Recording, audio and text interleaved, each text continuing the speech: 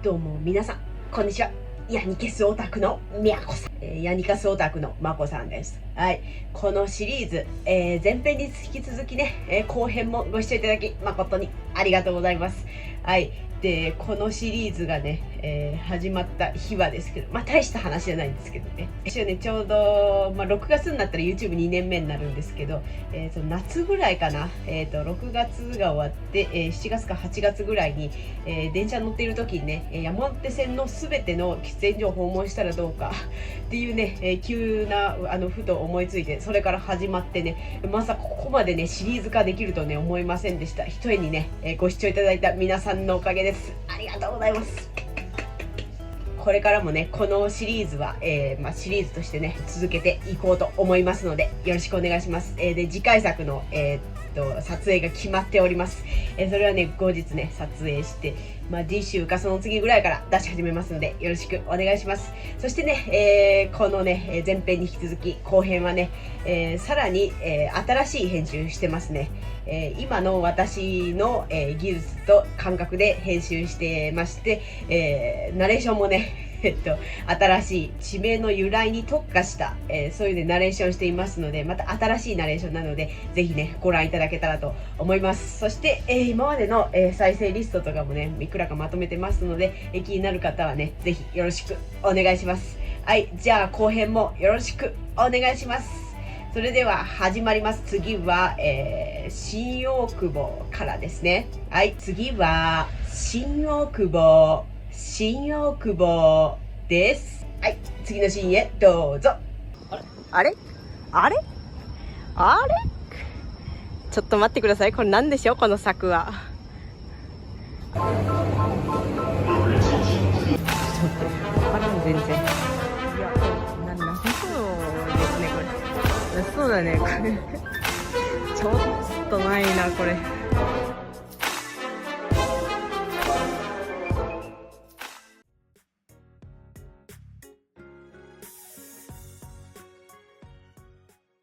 次に向かっていきますは新大久保駅、新宿区内の駅になっております。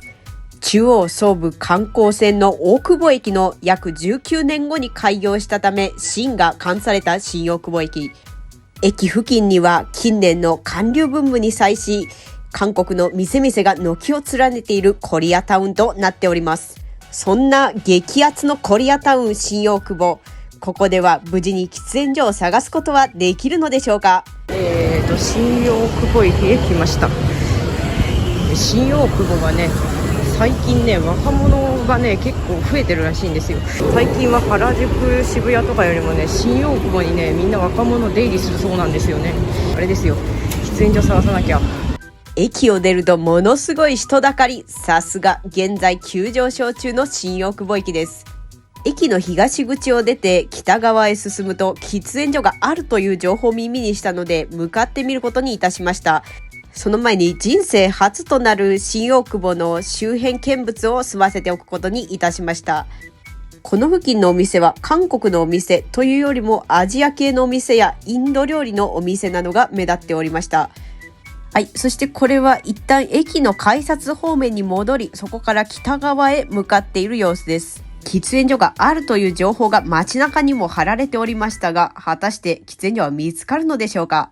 喫煙所の場所が全然わかりませんのでね、中心街へ戻りましょう。あとね、私ペットボトルをね喫煙所のところに忘れてきちゃいましてね、なのでちょっとなんかドリンク買ってタバコ吸いたいね。普通にその辺でタバコ吸ってる人いますけどね、いいのかな。超オプションパープルの香りするの。だいぶさっきの喫煙所でもねオプションパープルの香りで死んじゃいそうでしたけど。それでは今新大久保で一番激アツなイケメン通りを通っていくことにいたします。現在イケメン通り沿いには数多くの韓国系ショップが軒を連ねております。イケメン通りだと何をふざけているのではないかと思ったそこのあなたに解説いたしましょう。韓流ファンが新大久保に急増したきっかけ、それは2003年に放送されたドラマ冬のソナタでした。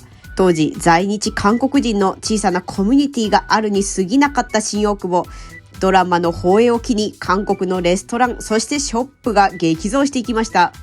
次第にショップ同士の競争は激化していき、少しでも多くの韓流ファンの日本人女性をつかもうと、美男子の韓国人スタッフを配置する店が増えていきました。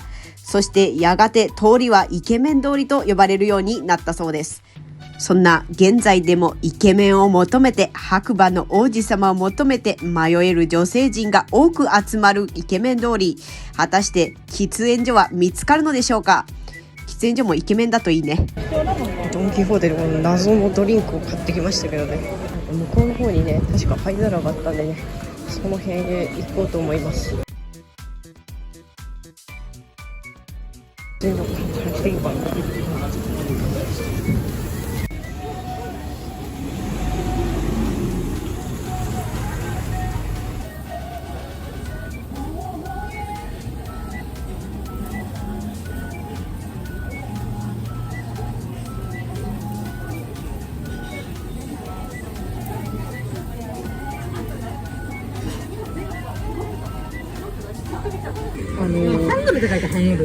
電車乗らなくてもね、新宿駅行ける距離なんですけどね、電車に乗るのが原則なんでね、ちゃんとね戻りますの、新大久保駅に。女性陣が多すぎる。本当に女性陣が多すぎる。池の通りね、名前がイケメン通りっていうらしいですね。マジか。変わった名前ですね。じゃあ次は新宿です。次は新宿です。お出口はいっぱいあってほしいですよね。さすがに新宿駅ですから。ついにやってまいりました。世界一のダンジョン、新宿駅。改札口はとんでもない数ありますね。その名前の由来は甲州街道の宿場。江戸時代に定められた甲州街道では、日本橋から最初の宿場町高井戸までの距離が大変長く、途中の新宿に内藤新宿という宿場を設けることにしました。そして今でも新宿の地名が残っております。それでは新宿駅に到着いたします。新宿駅ですね。人が多いですね。今回ね、おそらく改札を出ませんよ。出ずにね、あちらのホームへ向かっていこうと思います。9番、10番ホームへね、行きたいと思います。なんでね、そんなとこ行くかっていうとね、その9番、10番がね、特急が止まるという名目でね、駅構内に喫煙所があります。それは上野駅と同じ理由なんですけどね。ほら、あずさとカイジがね、止まるようになってます。数多くある新宿駅の喫煙所。今回はホーム上の喫煙所を紹介しようと思います。喫煙所があるのは特急が止まるホームの上です。見逃してた。このキオスクの裏が喫煙所でした。なんか並んでる、すごいねこれ。超並んでますねこれは。さすが新宿駅だ。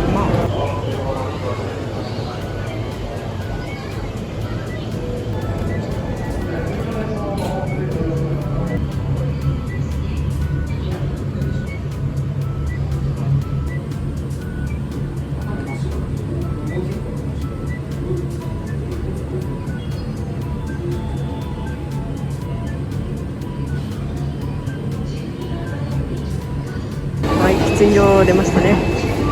こんなところに喫煙所あるのすごいですねこれね。ではあちらのね、山手線の方面に行きましょう。次は代々木です。TKG 違う YYG って略しますよね。次の代々木駅からはついに渋谷区内へ入っていきます。隣の原宿駅と合わせて明治神宮の最寄り駅になっております。江戸時代に明治神宮境内に代々もみの巨木があり、代々大きな木があったという意味で代々木と呼ばれるようになったそうです。そんな代々木駅、まこさんが人生で訪れるのは2度目になります。果たして喫煙所は無事に見つけられるのでしょうか。はい、というわけでね、代々木駅の改札出ましたがね、なんかね、ここね、多分降りたことあるんですよ。喫煙所を探さないと。どこにあんのかな。代々木駅の西口側から喫煙所を大捜索。しかし東口側へ回っていきます。今回は見つけ損ねておりますが、西口を出てすぐのところに銀色の喫煙所があります。ぜひ中央総武線各駅停車の動画の第2回を参考にしてみてください。それでは東口の喫煙所を探してまいりましょう。普通に向こうのすぐ出たところにあったっぽいですね。全然分かってなかった。じゃあ戻ろう。東口を余計に散策してしまったまこさん。しかし東口を出てすぐの場所に喫煙所があります。そちらを紹介いたします。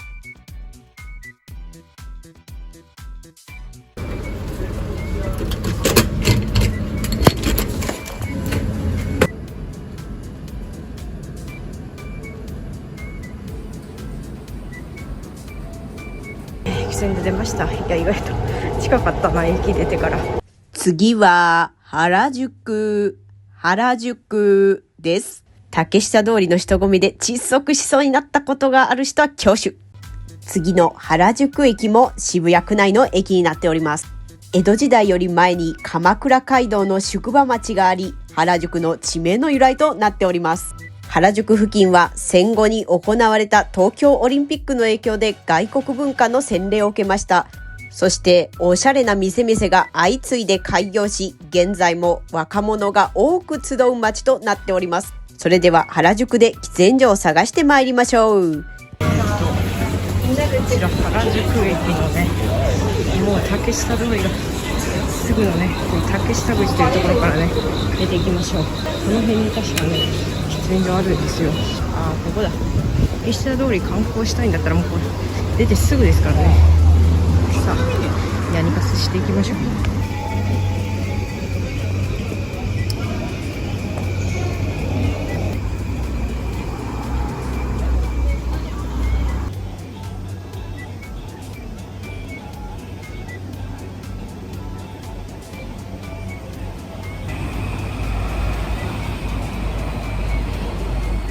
喫煙所出ました。まあなかなかに汚いですけどね、渋谷駅の喫煙所ってね、多分ね、次行くんでね、見たら汚いの分かると思うんですけどね、それよりは綺麗ですけどね。じゃあ改札入りますね。次は渋谷です。次の渋谷駅は渋谷区内の中心駅。ハロウィーンの日にはまるでゴミのような街、渋谷です。しかし渋谷はハロウィーンでなくても常にまるでゴミのようです。地名の由来は諸説ありますが、昔この付近は入り江になっており、塩屋の里と呼ばれていたのが渋谷に変わったとする説もあります。古くからクソ田舎であった渋谷。しかし戦後に多くの鉄道路線が乗り入れていることを理由に、数多くの闇市が広がり、現在では若者のポップカルチャーの中心の街となりました。喫煙所探しはちょっと嫌な予感がします。渋谷駅出ました。なんか人が多いな。こちらの喫煙所はね、場所はね知ってますよ。向こうのね、このスクランブル交差点渡った先ですね。嫌な予感は的中しましたね。スクランブル交差点、とても有名です。私が1回は後ろの人に蹴りを入れられる交差点です。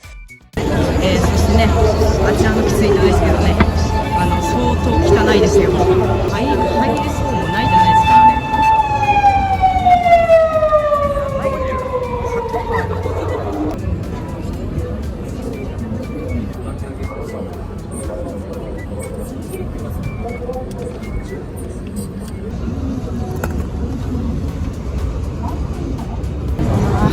ちょっと気持ち悪くなってきた。どうしよう。次は恵比寿駅ですね。次は恵比寿です。まこさん、とても体調が悪そうですが大丈夫でしょうか。次の恵比寿駅も渋谷区内の駅になっております。なんとこの駅名の由来はとても珍しい。付近の恵比寿ビールを製造販売していた会社の貨物専用駅だったことにあやかって恵比寿駅と名付けられたのです。恵比寿ビールの方が恵比寿駅よりも先にできているのです。これはなかなかに珍しいパターンです。現在では恵比寿ガーデンプレイスなどがあり、おしゃれな街、住みたい街としてとても人気の高い恵比寿駅。果たしてこの駅に喫煙所は見つかるのでしょうか。はおトイレと多分喫煙所ですね、これね。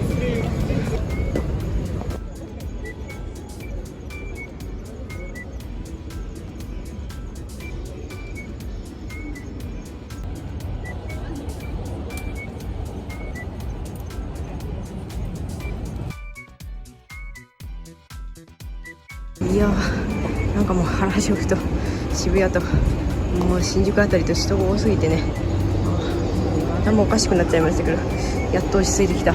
飯を食べたいですね。次は目黒です。目黒は目が黒い方の聖地ですね。渋谷駅での疲れが若干回復したと同時にお腹が空いてきたまこさん。しかし次の目黒駅へ向かっていきます。通勤客もだんだん増えてきましたね。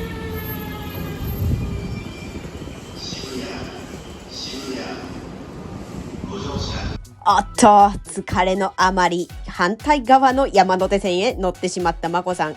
気を取り直して内回りへ乗り直します。目黒駅はなんと目黒区ではなく、ほとんど品川区内の駅になっております。目黒の地名の由来は前回目白の際にお話ししたので割愛いたします。目黒駅のみならず住所と駅名が違っている駅というのは全国各地に数多くあります。そなったほとんどの理由としては、現在の位置に鉄道を通した方が安価で済む、または便利であったからなどの理由があります。というわけで目黒駅の東口を出ました。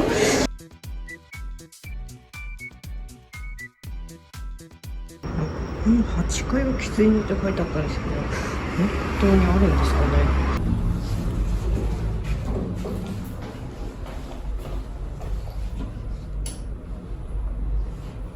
これはあれか、外。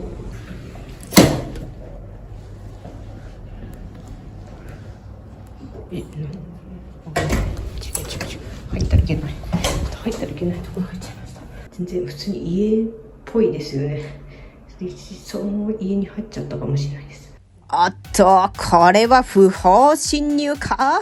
先ほどのは不法侵入ではないと信じたいまこさんです。大変失礼いたしました。モザイクをかけているのでお許しください。渋谷駅での疲れは癒えてきたとはいえ、空腹でヘロヘロのまこさん。喋り声も大変小さいですし、現在正気ではありません。こうなったら手当たり次第だということで、目黒駅付近の駅ビルを手当たり次第に捜索しております。しかし一向に見当たる気配がありません。夜の街中をうつろなめ、そしてボソボソ声で徘徊するまこさん、もはや廃人と化しています。そんな目黒駅は喫煙ルールの大変厳しい品川区の支配下。果たしてまこさんの努力が報われる時は来るのでしょうか。これかな。飯も食いたくなってきたわ、本当に。と、ここで駅前のセントラルスクエアというビルを捜索してみることにいたしました。他の商業施設は見尽くしてしまったまこさん。セントラルスクエアという一縷の望みにすがります。これあれですか、金式タバコ専用室ですか。マジで。人生とはそう簡単にいくものではありません。なんと2階は加熱式専用の喫煙所でした。1階にある喫煙所に今度こそ最後の望みをかけてみようと思います。これは、これやっぱっけっぽいですね。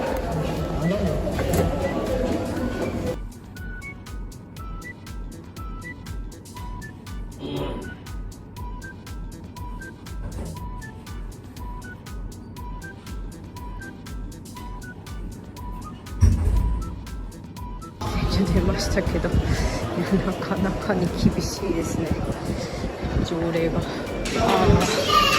ご飯も食べてないから元気がなくなってきた。次は五反田です。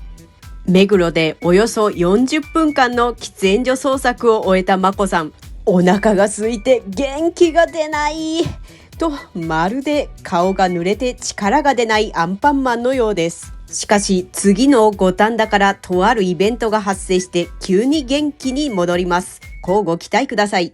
五反田にはその昔、目黒川沿いに一区画が5反ほどの田んぼが広がっていたので、五反田と呼ばれるようになったそうです。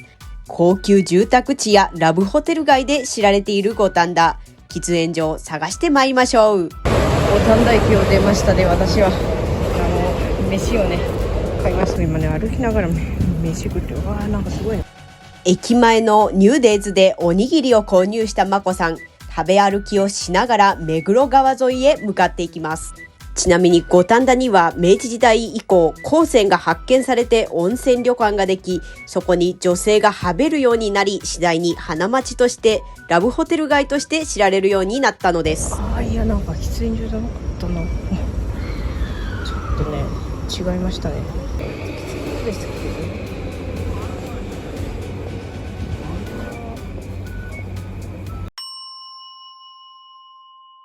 ごめんなさいね。上電車通ってんですけどね、やっぱりここ喫煙所じゃないと思うんですよね。けどね、ちょっとね今フォロワーさんがね、もしかしたらここに来るかもしれないんでね、ちょっとこれで、スープでいいです。何？ここはなし、スープでいいです。ツークさんでいいね。そうでいいです。どうしようかな。てか人が乱入してきたの初めてだから、撮影で。そんなことを言ったら、ちょっと、それなんて言えばいいのかな。そんな暇だからってフラフラ来たのが初めて。本当に行っていいのかな、どうしようっていう葛藤が。でね、あそこにあったスペースね、灰皿ないんですよね。もしかしたらそうないから喫煙所撤去されたかもしれないんで、ちょっとあそこでねヤニカスした様子をねちょっと動画に出したらね、あんまり良くないと思うんでね、ちゃんと喫煙所っぽいところを探してね行こうと思います。多分この右に曲がったとこだと思いますけど。何？夜間？老人の夜間徘徊。夜間徘徊？ボケて、なんかよく分からずに外出て徘徊してる老人みたいな。それを夜間徘徊って言うんですか？なんか全然夜間ってなんだろうと思って。夜の間の徘徊。夜間ね。夜間って沸かすのかと思って。そっちだと思ってた。そうお湯沸かしてる様子にその徘徊するのが似てるから、なんか夜間の徘徊って呼ぶのかなって思って思っちゃいました。夜間徘徊を夜間意味がわかんないですね。当時のまこさんは飲酒量の影響でアホだったと思われます。もしかしたらこれ紙巻き NG なパターンでしょうね。これちょっとないなこれ。いや加熱式タバコの方はねここで吸っていただいたら大丈夫です。ちょっとねちゃんと紙の方ねもう一回候補を調べないといけないんで、ちょっと一回動画オフにします。なんかねこのもう五反田駅向こうなんですけど、こう過ぎてまっすぐ行ったところのねファミリーマートの地下の1階のイートインスペースの近くに喫煙所が、屋内なんですけどあるっぽいので、でも情報古いかもしれないので確かめに行きます。これは走りますか？どうぞ走るかこ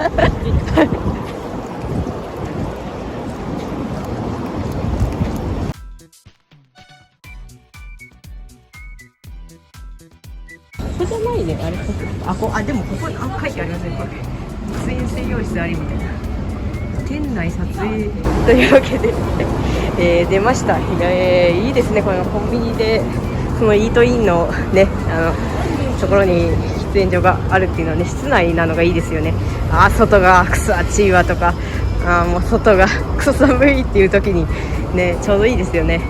で駅はねすぐね、あそこ電車今言いますけどすぐあそこなのでね、知ってれば便利なところですね。で、次はですね、大崎ですね。次は大崎です。自称しゃべるコミュ障のまこさん。今回のゲストのツークさんの話を大変遮っており、コミュニケーションのキャッチボールができておりませんが、本人はとても楽しそうです。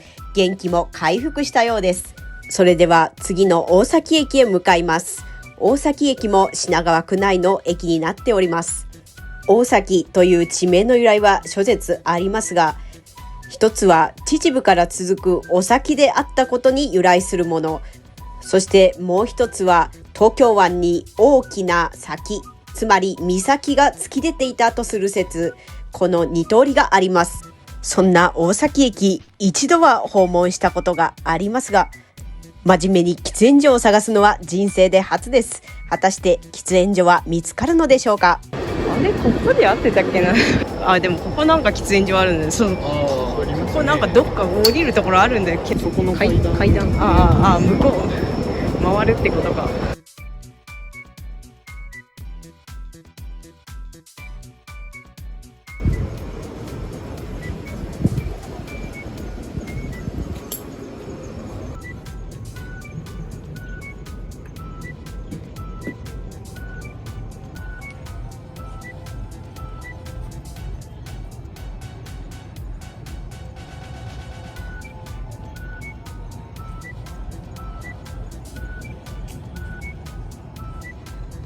喫煙所出ましたがね、多分ね20人制限なんてきっと守られてないですよね。なんか外で吸ってる方もいますしね。で、こちらの方はお待ちでしたはい、お待ちしておりました。ツークさんだったかな、さっき覚えてんじゃん聞き直した音声をというわけでね、私がさっき探そうとしてたのはこのエスカレーターです。すごいですね、ここなんかそう、こんなグラウンドみたいな、なんだろう、サッカーやるとこみたいなね、あってね、こんな夜遅くまでね、もう今ね時刻が何時だろう、20時40分になってますけどね、こんな元気に子供たちが遊んでおりますよ。ああ、そうだ、ここ出てこっから行けばよかったんだ。そうだ、次はやっと品川ですわ。さあどうでしょうね、今日中に東京駅へ戻れるでしょうか。次は品川です。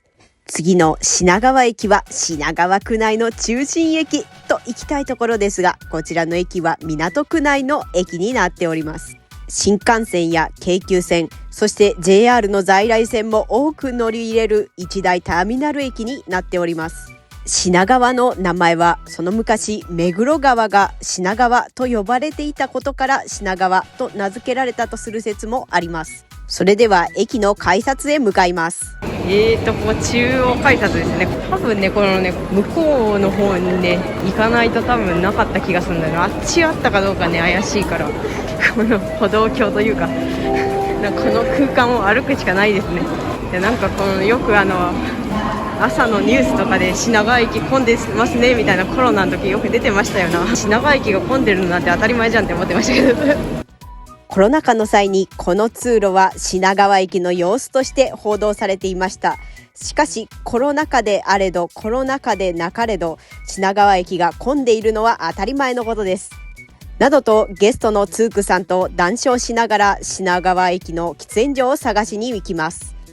さあね、おそらくここを降りて左に曲がったところにあったと思いますが、どうでしょう。ほらちゃんと書いてありますね。これ喫煙所向こうみたいなね。優しいですね。こういう類の駅は割と優しい方ですよね。ここに交番がありましてね、であそこにも矢印がありますね。喫煙所向こうという風にね。でそしてね、ヤニカスじゃない人がね待つ場所もね、このなんか植え込みみたいなねちゃんとありますんでね。でヤニカスじゃない人はねこの辺でこの辺とかでね、そう寝るところではないけどね、まあね待ってもらいましょう待ってもらいましょう。ではヤニカスしていきます。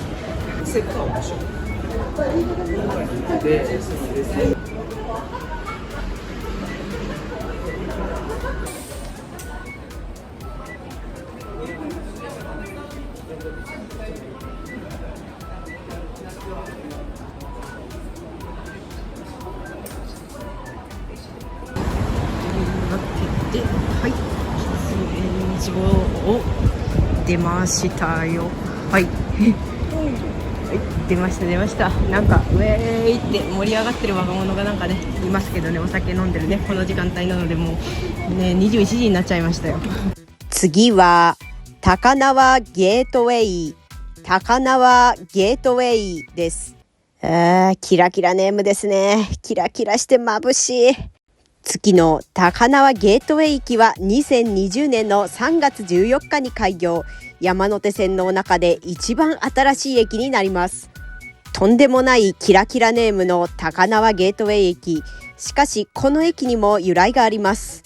高輪付近には古来より街道が通じ、江戸の玄関口、つまりゲートウェイとして知られていました。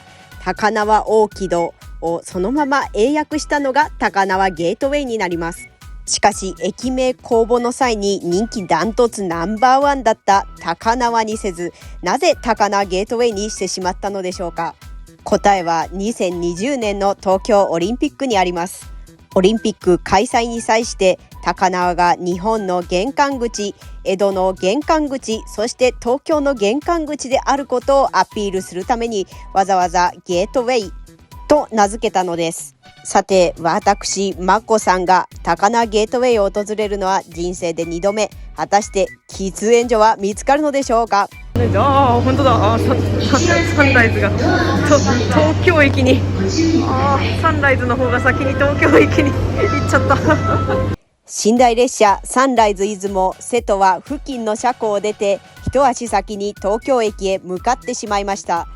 一方我々は不慣れな高輪ゲートウェイ駅の中を練り歩いております。真新しい駅舎、もはや出口すらどこにあるかわからない。目の前にあった銀色の物体を喫煙所だと思って迷ってしまったまこさん。そしてようやく出口を見つけます。芝浦公園だったかな。その公園の中に喫煙所があるっぽいんで、そこへ向かっていこうと思います。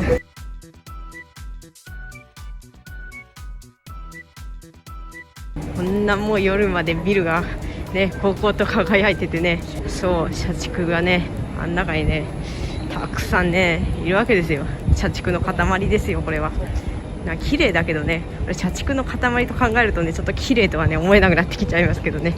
まだまだ駅前は開発途中の高輪ゲートウェイ駅。駅前の見晴らしは大変よく、ここと輝いた高層ビルが目に入ります。しかし現在時刻は午後9時半。大勢の社畜たちが働いている社畜ライトです。地図見たんですけどね、相当めんどくさいですよ。このね道をまた右へ曲がって、さらに右へ曲がってるので、また曲がってみたいなね、めんどくさいからね、ちょっとね早く歩道と車道の整備をしないとまずいですね。これは高輪ゲートウェイ駅の出口は現在西側のみとなっており、東口側の公園回るにはかなりの迂回をしないといけません。というわけで我々は高輪ゲートウェイで大冒険をスタートいたしました。お化けトンネルって名前がすごいな。なんでお化けなんだろう。そうすごいね。もうこのクレーンの方がお化けに見えるわこれから待ち構えているのは高輪ゲートウェイ駅を西から東へ貫くお化けトンネル。その他首曲がりトンネルや提灯殺しというとんでもない意味を持つ都内随一の天井が低いトンネルとして有名な珍スポットです。さて我々は首が曲がらずにお化けトンネルを攻略できるのでしょうか。低いね。でも私は全然頭ごっつんしませんよ。ギリギリ身長何センチですか。165キロになります。ちょっと170、80あるとこれ多分頭ごっつんしますよね。大丈夫でした。私もツークさんもお化けトンネルの洗礼を受けることなく順調に駅の東側へと抜けていきます。すごい橋桁がなんか、うわちっか、これ触れるじゃん。これなんか電車通ったらこれね揺れるかもしれないね。これそれでは喫煙所があるという噂の芝浦中央公園へ向かおうと思います。またこの公園は下水道局の芝浦水再生センター内の抜気層の上部を鉄筋コンクリートで蓋をして作られた人工の公園になります。この公園は駅の再開発に伴っていずれは高輪ゲートウェイ駅と歩行者専用デッキで接続される計画もあります。2024年の完成予定ですが、果たしてすでにもう完成しているのでしょうか。しかしこの時は2022年、まだそのような歩行者用デッキはありません。ひたすら頑張って迂回した末にそろそろ公園の中へ着きそうです。果たして喫煙所はあるのでしょうか。あれちょっと待ってください。これ何でしょう、この柵は。あれれこれは入れないパターンですか。おお、午後7時。あらー残念。すぐそこか。もうそこ戻るかもうちょっとなかったし、しかもなかった。残念、芝浦中央公園の中に入ることはできませんでした。というわけで夜も遅くなってまいりましたので、高輪ゲートウェイ駅の喫煙所探しは断念して徒歩で品川駅へ向かうことにいたしました。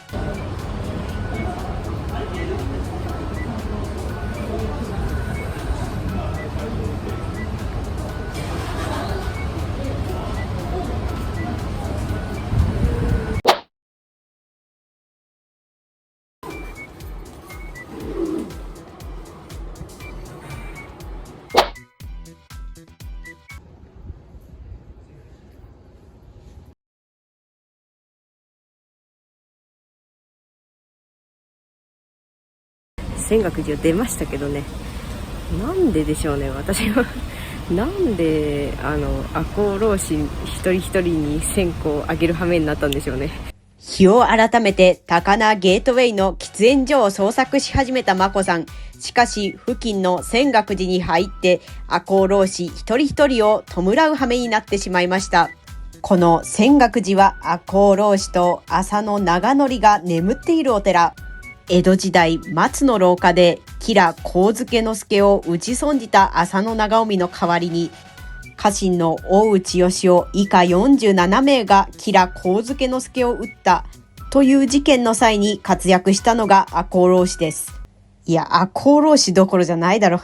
喫煙所探せよ。ありました。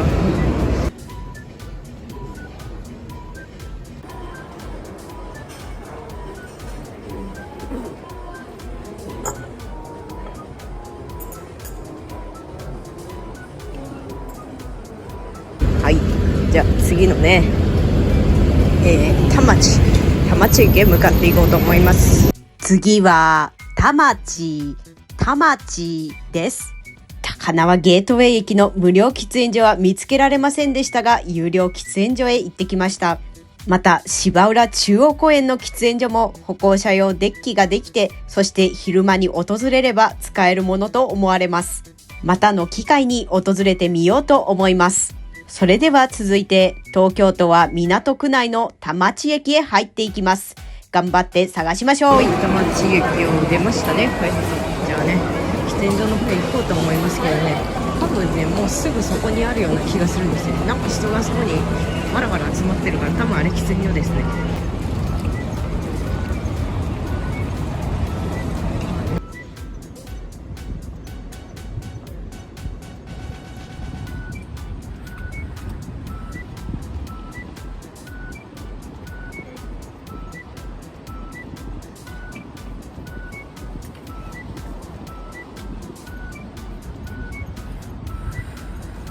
喫煙所出ましたけどね、いやーほんと駅の真ん前じゃんね。素晴らしいですね。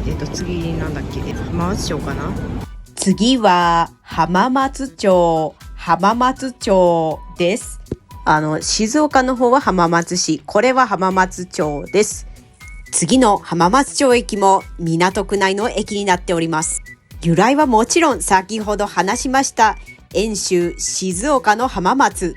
1696年、遠州浜松出身の権兵衛なる人物が名手となってから、この辺り一帯は浜松町と呼ばれるようになりました。そして浜松町新橋の間の駅前にある浜離宮恩賜庭園も有名です。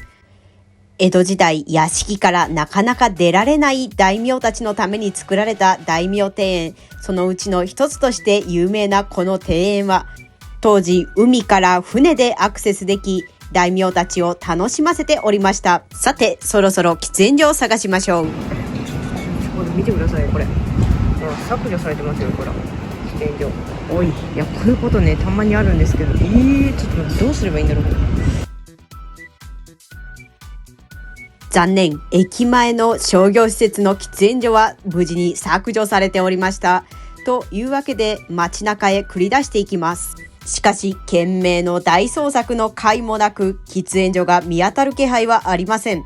ここで南口とは反対の北口へアクセスすることを決意しました。さて反対側の出口付近には喫煙所は存在するのでしょうか。とここで浜松町駅に関する豆知識タイム。今回は撮影しておりませんが、浜松町駅のホームの端っこ、品川駅方面の端っこにしょんべん小僧という名の小さな像があるそうです。今度機会があったら見てみたいものです。喫煙所はどこでしょうね。あそこじゃん。いや、もう最初からこっちから出ればよかったわ。あんなところに、てかこれ歩道橋か。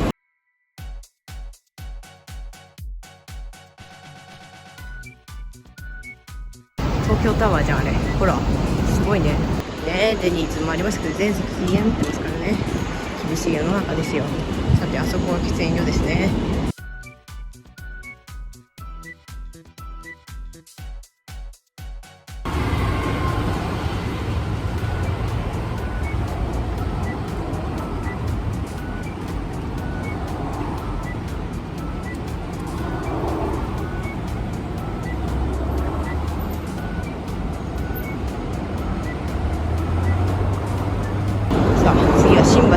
次は新橋です。汽笛声新橋を次の新橋駅もまだまだ港区内の駅になっておりますよ。現在では居酒屋が多く立ち並び、サラリーマンの街として知られている新橋駅ですが、先ほど歌った鉄道唱歌の通り、鉄道がいち早く開通した街でもあります。新橋横浜間の鉄道が開業した当初の新橋駅は今の汐留付近にあったことも有名です。新橋の由来はもちろん橋です。銀座通りの南端の汐留川にかけた橋の名前に由来しています。さて今回はあえてこの新橋駅で特殊な喫煙所を紹介しようと思います。新橋のね、改札出ましたね。SL 広場の方へ行ってみようと思いますね。新橋駅前の SL 広場、SL のモニュメントの近くには公衆喫煙所がありますが、大変空気が悪く、容易に喫煙できるような場所ではありません。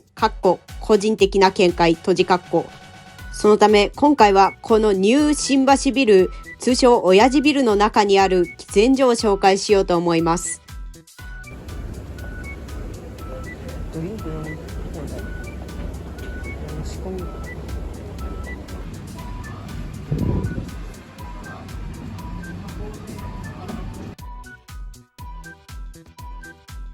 というわけでね、出ましたけどね、これ割引券もらいましたね。なかなか良かったですよ。電車が見えてね、外がね、なんかタバコ臭くないし、次のですね、有楽町かなで行って最後になりますね、ついに。次は有楽町です。有楽町で会いましょう。あれ、これリズム合ってますかな。次の有楽町駅は千代田区内の駅、ついに最終駅になります。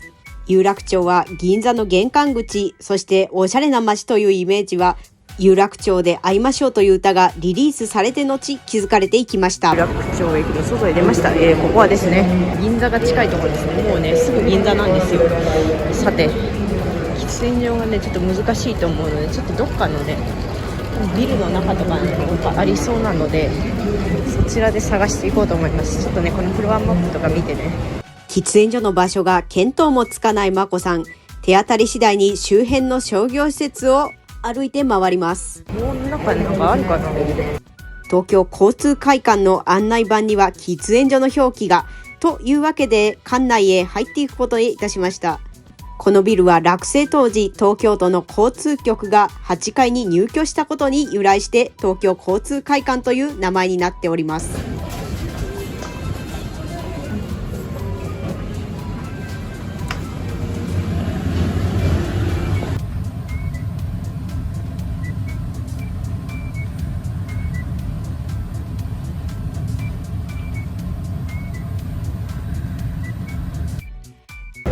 通会館出ましたんでね、駅に戻りましょう。じゃあちょっとまた東京駅に戻って、そこで、この動画の締めにしましょうか。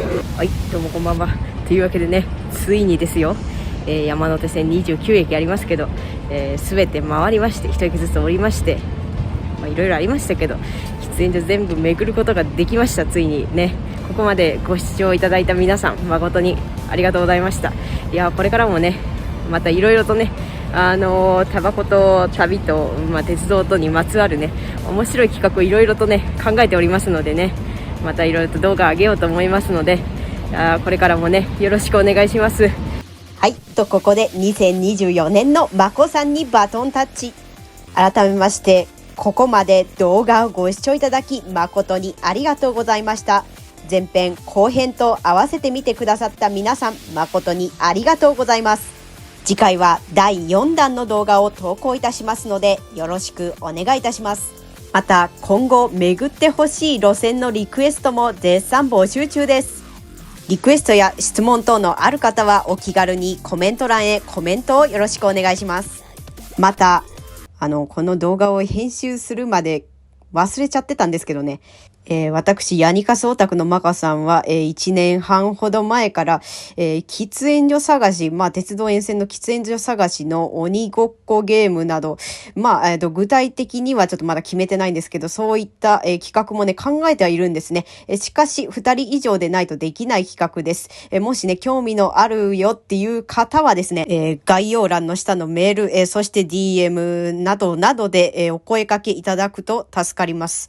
参加可能な方の条件は、メンバーシップのメンバーさんであること、そして、何回か、ライブ配信や、あとコメント欄で、やりとりのある方、そして一番は、マコさんと鬼ごっこできる体力のある方です。